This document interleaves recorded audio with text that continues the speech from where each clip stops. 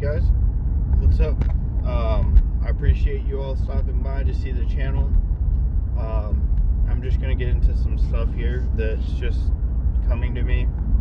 Like, one person named Landon commented on my last video talking about that I shouldn't have, that he hopes I don't have resentment for my family, because I've probably mentioned them in my video a couple of times. And I can speak on that in certain, like, objective ways if I can. But I just got off work right now. It's like approximately 9:30 and I'm just going home. Yeah, there's no like line here, unfortunately. I'm gonna have to back up my car a little bit. That should be good. But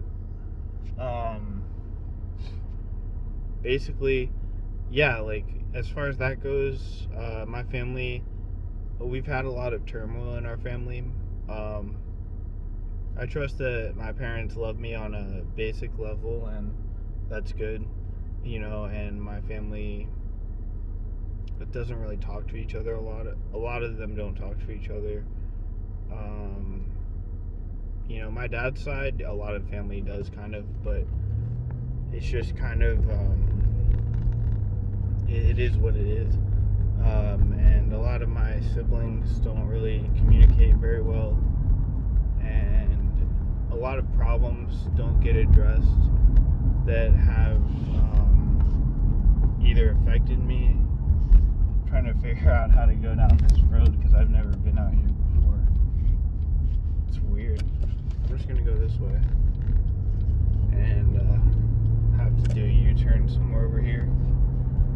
But yeah, these roads in Arizona are weird. Sometimes they'll just split off in different directions in the middle of like a straight lane. It will just all of a sudden go two different ways, and you gotta choose your poison at that point.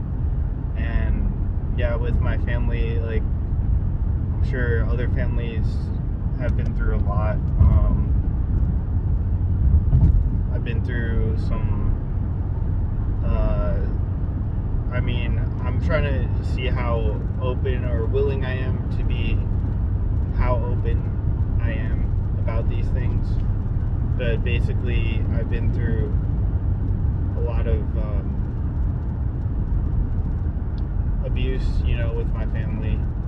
And since that stuff doesn't really get brought up, or when I have brought it up, it doesn't really get cleansed out. Like, they will not address it. And I'm sorry for anyone else who's going through that, or has to deal with that, or has gone through that. It's very unfortunate. And it's kind of, it leaves a mark on you, you know. You can either accept it as it is or fight against it, really. Those are your options. And I choose to not resist it, to just accept it for what it is. And I don't resent my family. I love them so much, and I really appreciate them. And I do oftentimes think about, like, well, you know, they don't really respect my boundaries. And part of that could be that I just need to be willing to work on setting boundaries with them. The other part could be that maybe they just don't respect my boundaries, and I shouldn't even try to communicate with them. So it's not an easy choice to make, you know, but I do feel good having no contact with my family, because, you know, the stuff that we've been through, I don't like imagining like that stuff never even happened, where they like to do that, and they like to be dismissive of anything that I bring up in regards to the problems that we've faced as a family.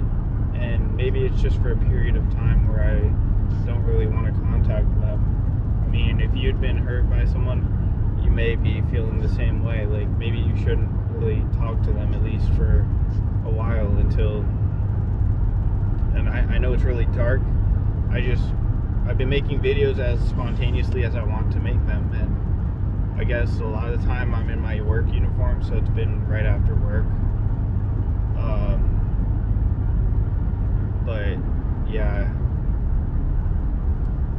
you probably just want to take care of yourself, because if you're not right in your mind, then you're not going to be able to deal with the things that are important to you in life.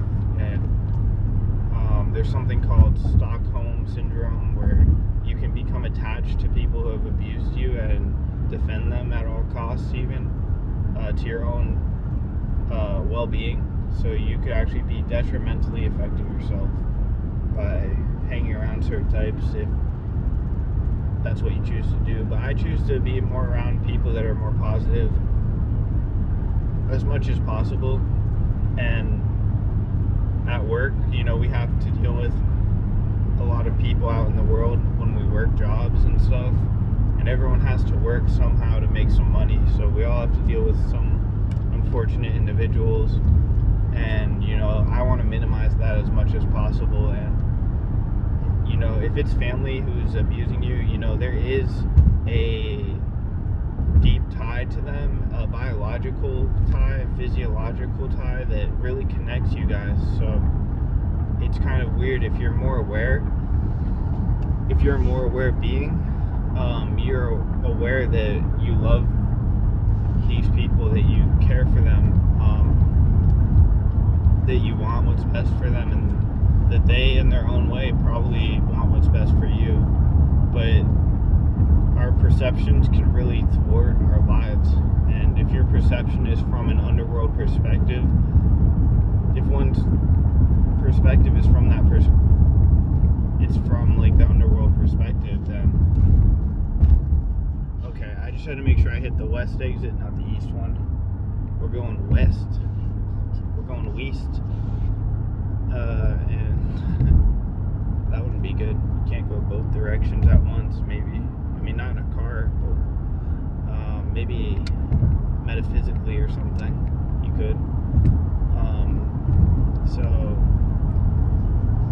yeah, like, people can drag you down because they're in a underworld perception, and they're making their choices to, maybe they think that they're doing the right thing, even they're thinking like, oh, I'm doing like God's work, I'm helping you, but they're actually hurting you. So it's all based on perception, and then your perception could be that they're not trying to help you at all, and then you might just hate those people. But that perception is also wrong, because in their own way they probably do care. Now some people probably completely don't care, and some people are just full on just psychopathic, and they really don't care about anyone. So it's hard to tell sometimes what the right choice is to do in those situations. But the most important thing to do, I believe, is to create your own outlet to connect to people that are like-minded, that have their best desires for you and for themselves. So I do that, and I consider those people to be more like my family at times when I don't really have a reliable family to connect to. And a lot of times people in that situation can feel like they're responsible for their situation, when in reality they're not. I mean, we're only responsible for our perceptions of the situation, of any situation, of multiple situations. And yes, I have improvement to do on my perceptions on various situations, such as going to work every day. That's always a challenge, and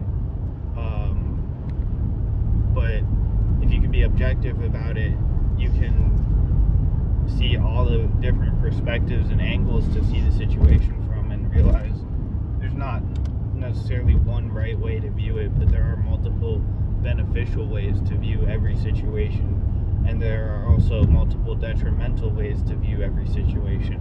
So we're rising up on our consciousness levels in our spiritual path, so we want to stay on that vibration that is a higher vibration, that is those perspectives that are beneficial, that are keeping us in a positive mindset, because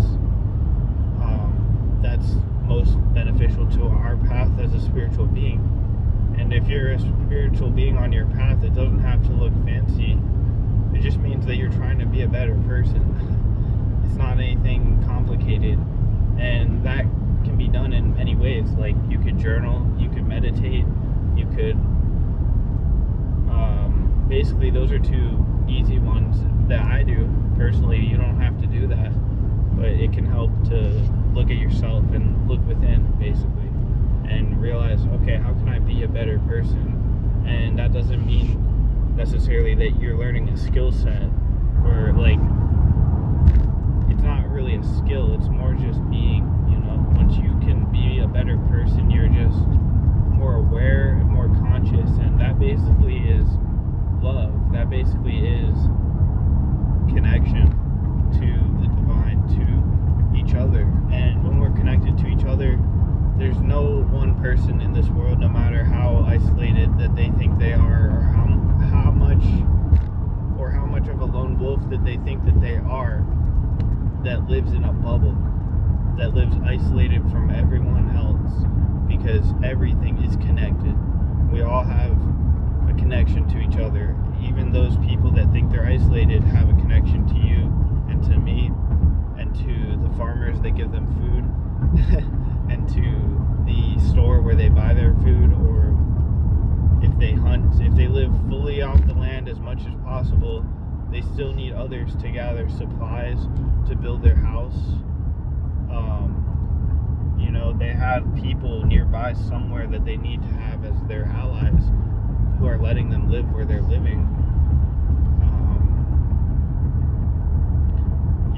There's really no one's isolated, and if you think you are, then that's basically, I hate to say it, it's like a sick mindset. Like, a lot of people, though, we all have these issues going on in our mind, and if people are not choosing to seek from a higher perspective, as far as them working on themselves and trying to be a kinder and more loving person,